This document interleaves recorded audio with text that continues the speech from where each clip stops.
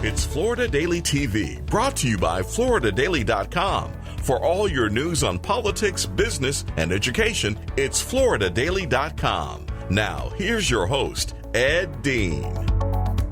Welcome to another edition of Florida Daily TV. I'm your host, publisher, Ed Dean of FloridaDaily.com. Claire Goforth, who is the political reporter for the Daily Dot. Go to daily.com. Also, you can hear her on NPR Radio. Kevin Derby, our editor at FloridaDaily.com. I want to play for you. This is the PBA coming out endorsing President Trump. Here's the clip. Called an emergency meeting via conference phone.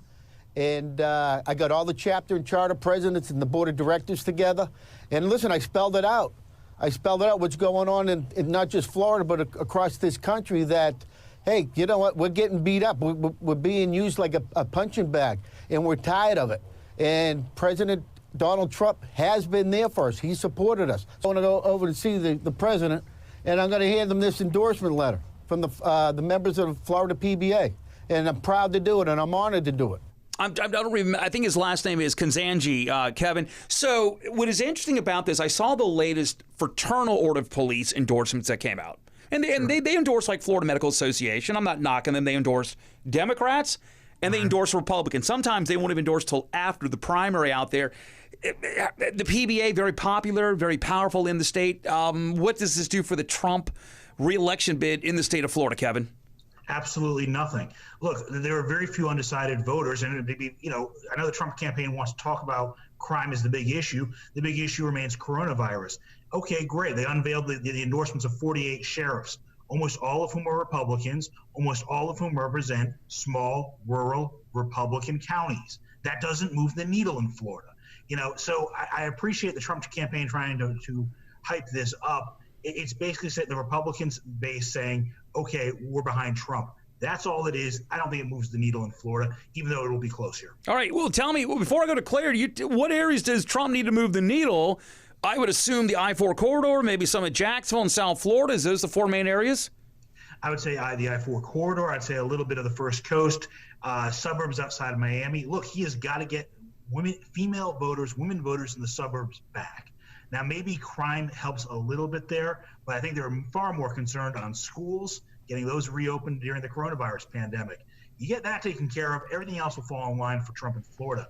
But, right now, these endorsements, while they don't hurt Trump, aren't really going to close the deal here in Florida. We talked about this last week, Claire, that if you got problems in Portland and if you got problems in Seattle, I don't know how this translates into Florida because we don't see all of the outbreaks. I mean, we've seen Black Lives Matter protests, but we've had some bad ones in the state of Florida, but not to what we see 68 days or burning federal property out there. Now, if this happened in Florida, I think the PBA and some of these other areas would translate over into a big issue, but right now I don't see it. What the conservatives are saying, Claire, this has got to be an issue in the campaign because if we don't go out and do something with federal property, then it's going to come to Orlando. They say then it's going to come to Jacksonville. It's going to come to Tallahassee. Do you believe that?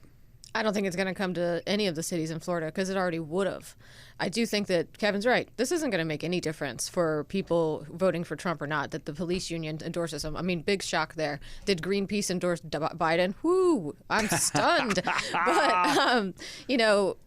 But, I thought the language that he used there about how the cops are being used as a punching bag right now is pretty interesting because the fact of the matter is the reason people are in the streets is because cops have been using the black community as a punching bag. Really? That is why the numbers don't really show all that, but the numbers do show that. But okay. Okay. Well, let me ask this question. Let's have a little fun here. If this was in the wake of George Floyd, all I'm just saying is, how does tearing down monuments honor the memory of George Floyd? How does burning federal property? I mean, if Orlando has, or Jacksonville, or Miami has a problem, let's just say Florida, has a problem with cops, why not address it, confront the city council? I mean, that's a quicker way of getting things done than besides having rioting on the street. So, I mean, city elected officials want to get reelected and they're bending over backwards. Now, we even have conversation about defunding the police in Florida. Would that not get a much quicker attention of those out there? Has it?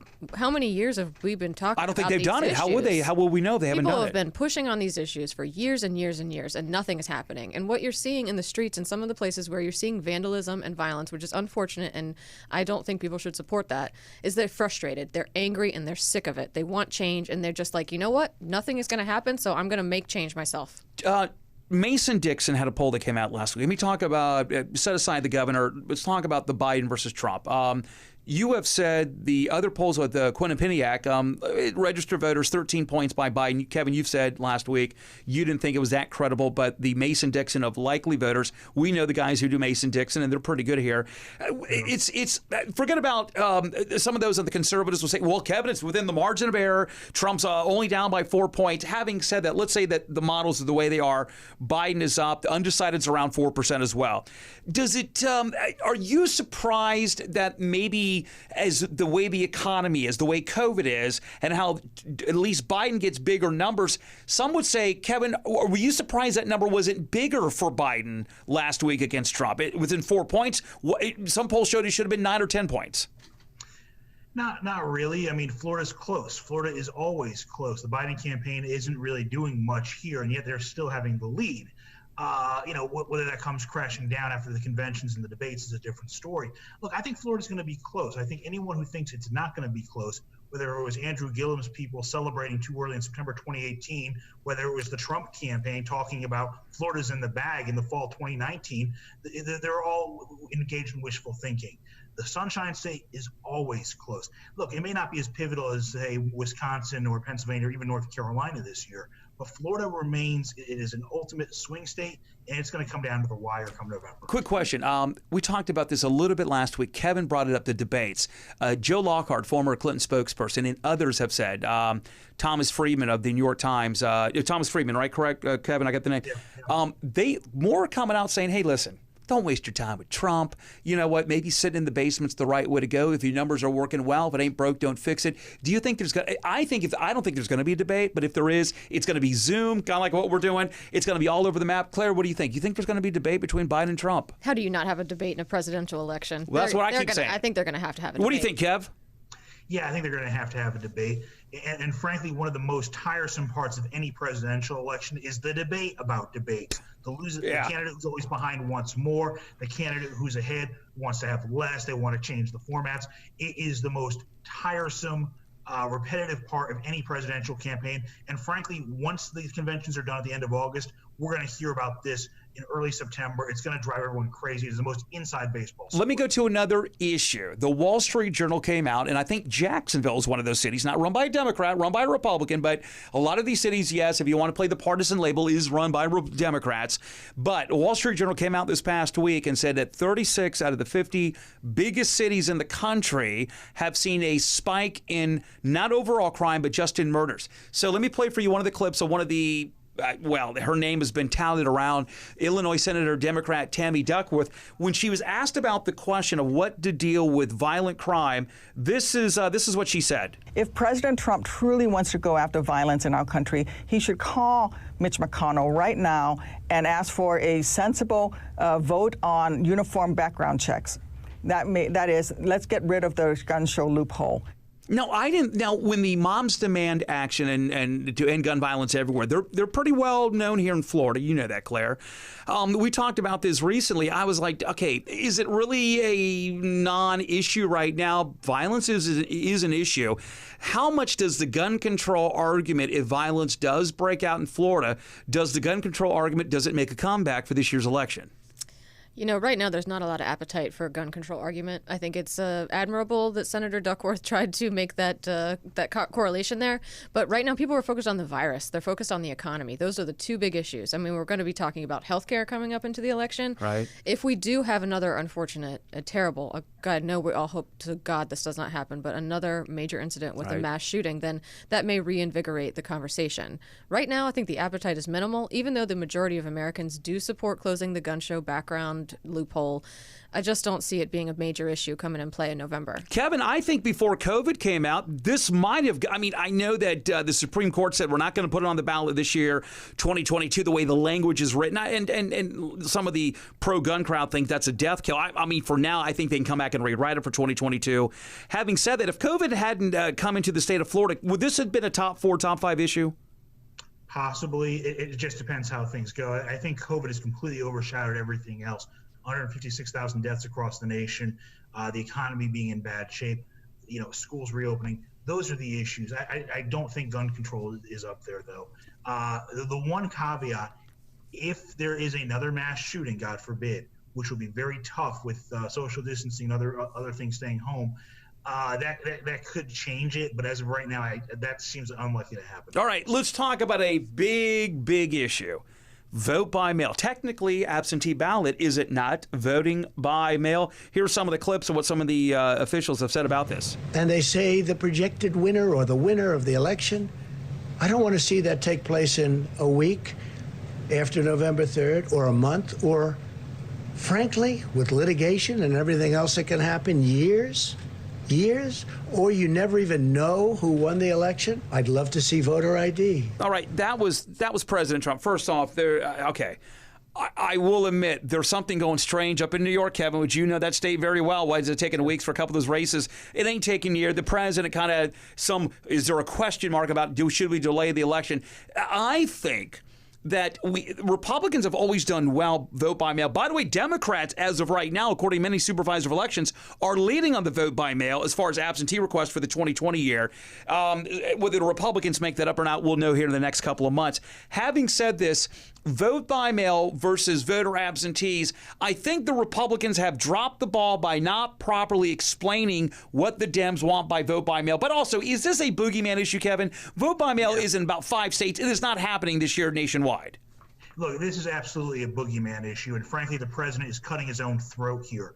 In Florida, the Republicans in 2016 and 2018 had a 50 to 55,000 vote cushion when it came to vote by mail. That doesn't sound like that much with a state full of millions. Tell that to Bill Nelson, who lost by 10,000 votes. Rick Scott won that election in the vote by mail. Tell that to Andrew Gillum.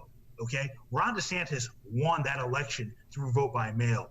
And now the Democrats have a 300,000 vote edge here in Florida. Joe Gruters, to his credit, the chairman of the Republican Party of Florida, they are trying to beat the drum saying, wait a minute, don't ignore the president, Republicans, you can vote by mail. Unfortunately, though, the more Donald Trump talks about it, the more he talks about it on Twitter, the more he focuses on it, he's going to play to his base. He's going to hurt himself here in the Sunshine State. But to the flip side, when the aftermath after the election of when we can find out who won, let's be honest, when you look at the lawsuits, and I mean, Bill Nelson had more lawsuits than that of Rick Scott in 2018, so everybody's getting lawyered up here. But when you hear the vote by mail and voter fraud, those of you in the media, like a lot of us as well, you can sit there and say, okay, there are some instances where we've seen that, but does the vote by mail, does it become laughable when the president says there is voter fraud that takes place, even though a lot of it can't be documented or prosecuted? I mean, it is such a red herring issue. I cannot believe that Republicans still continue to beat that drum, because we have seen, a few dozen cases of voter fraud in two decades in the United States. I mean, it's just, it doesn't happen on a widespread basis. It's not making a dent in elections. It shouldn't happen. It is prosecuted. It is a crime, but it's not making a difference. It's just creating this fear of people voting. I mean, what is that about? We're in the middle of a pandemic. If you want to have an issue with vote by mail, figure out another safe way for people to go to the polls. Have a solution, not just keep pointing at problems. Let me play one more of the other clips here. Whenever there's a system of voting that only one... By the way, this is host of Kennedy from the Fox Business Network. She brought up an interesting thing out here. Instead of talking about so much about voter fraud, I'm going to play the clip. She goes, it's a red, as you point out, a red herring, but she goes, there should be a red flag when one party only loves the way that they want to see voting take place.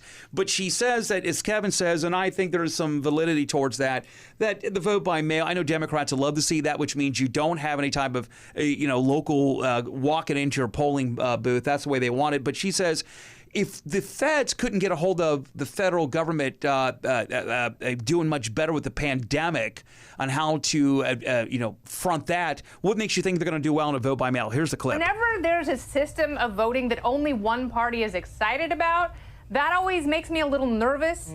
I do like the idea that different counties and states can have their own preferred form of voting. I don't trust the federal government. If you think the pandemic response has been bad, how do you think they're going to do with a mass mail-in, federally mandated voting system? Now, Kevin, I'll give you. It's not going to happen. I know that the Republican National Committee wants to sue some of these states. It is not happening right now, but we do know the Democrats would love to go down this road here. Look, I think Kennedy listened to too much of The Cure, The Clash, anything else. That she was From her MTV days, man. That's what I was thinking. Okay. By the way, some of those groups are pretty good, Kevin. Don't knock them, okay? Yes, I am a fan of The Cure. But look, the question is, one, does one party love vote by mail? Last I checked, Republicans loved it here in Florida. Does she mean the president doesn't like it? That's a different story. Just because Trump likes it doesn't mean it hurts Republicans. The second, though, is, I'm sorry, is who's talking about making voting by mail a federal issue? Dems. That's under but it's not happening anytime soon. Look, voting by mail, how we vote is a state issue.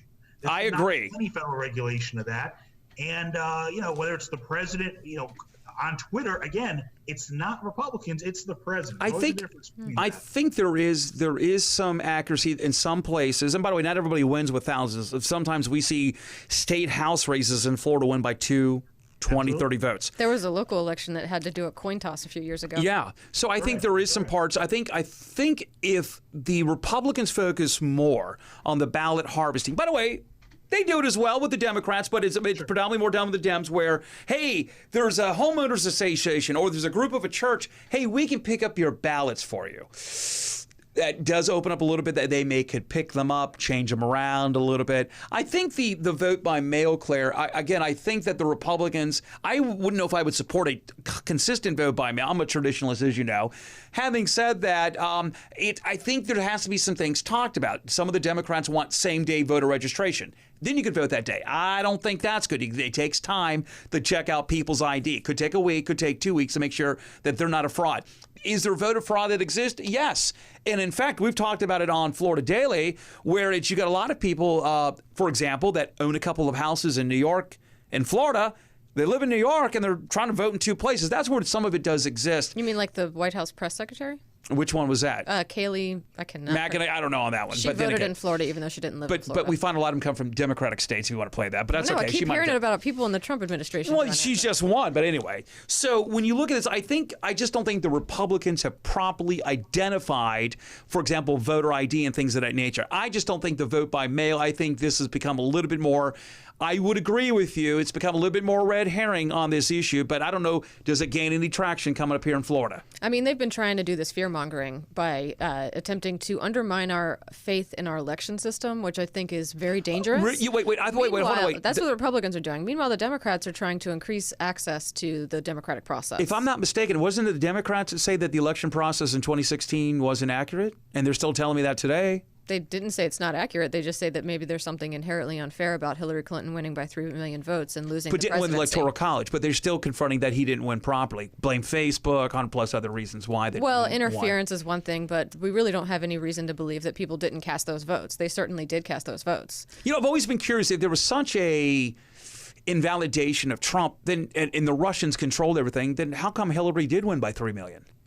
I know, right? I'm just saying, and I she's would not thought that she would have popular. lost. Since she's not that popular, so, maybe that's how much people dislike Donald Trump. Just a guess. So we don't like Hillary, but we dislike Trump more? I mean, what, L.A. and New York? Yeah, I mean, the lesser of two evils. Isn't that what they always say? Like, hold your nose and cast your vote? Oh, man. So, Kevin, I wonder real quick, with a couple minutes left, does anything over the next few weeks, 3 issues, and does it stay the same 3 issues in Florida? COVID, school closings with the teachers union, and the economy. Is there any issue that may break out of those 3 over the next few weeks or not? Or is there an issue within those issues that might be interesting coming up? Look, I think those will be the main issues. There might be something else. Let's say if Biden picks a real wild card as the vice president, if Trump dumps Pence and throws the Hail Mary to try to get back in the game, that could factor things. It's Florida. We could have a hurricane come. There'll be questions about infrastructure, readiness. We could see an oil spill. There's a lot. Does he pick Val Demings? Biden? No, I don't think he does. Do you think that's a loss for him? Look, I think I'm with Nixon. I think the big thing is do no harm when it comes to picking a running mate. You know, the running mate can only hurt, can't really help. Demings, I think, is really unknown in Florida. She's only been in Congress since 2016. Great background, but I don't think she really secures the Sunshine State. I think there are other better candidates out there. You on the NPR side, you hear a lot of listeners. Give me a top two they like. I mean, if anything, as they say, makes their golf swing go straight. You know, who would they like if Biden's going to pick a VP? What two names? What out of 8 of them right now? What top 2, top 3 names come up? Kamala Harris, right? Elizabeth Warren. But she's going to. I mean, can he really go for Kamala, or does he pick Elizabeth Warren? I don't know. That's his decision. And well, I know, but what do you think? One. I think that. What would the more liberal base like? I would say Elizabeth Warren. The liberal base would like the Elizabeth Warren because she's further to the left. You think so, Kev? Harris. Yeah, I think the liberals would absolutely prefer Warren. I think there are some names out there. The problem we're going to have with Harris is if Biden's a one-term president, he does not want an understudy who's going to be running. The second he's in, will be running for president in 2024, the way I think Harris. Oh, God, but Kevin, you ought to see all the emails I get. It's going to be Michelle Obama, and Biden ain't going to make it to the general. And enough conspiracy on both sides. All right, listen. Yeah. Kevin Derby, the editor at FloridaDaily.com. Claire Goforth, you can hear her on Florida NPR. She is also the well-known political reporter for the Daily Dot, dailydot.com. Sounds redundant, but it isn't. So, anyways, another edition of Florida Daily TV. I'm your host, the publisher, Ed Dean. We'll see you next time here at FloridaDaily.com.